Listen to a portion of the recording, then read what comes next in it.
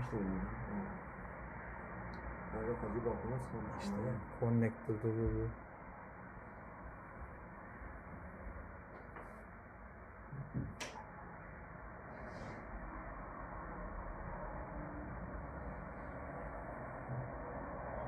Kapıyı açtı.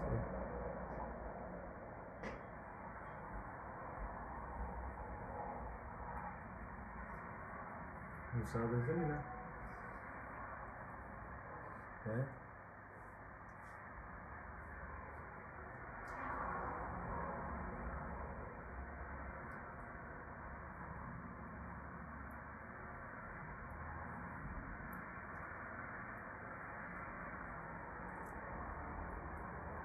Volkan bu beyaz Passat geliyor, durduruyor. Daha sonra o bir dakika sonrasında siyah araç geliyor, 34 YU 9562. O geliyor, bunları durdurmaya çalışıyor işte yaptığım gibisinden.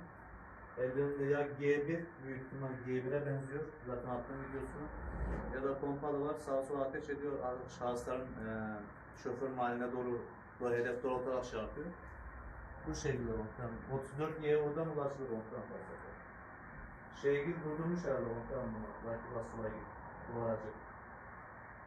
Aynen, bunu durdurmuşlar herhalde. Bu ikisi arkadaş Tamam. mı? Ha? Bu ikisi arkadaş abi. Tabii tabii arkadaş. Aynı araba binecekler.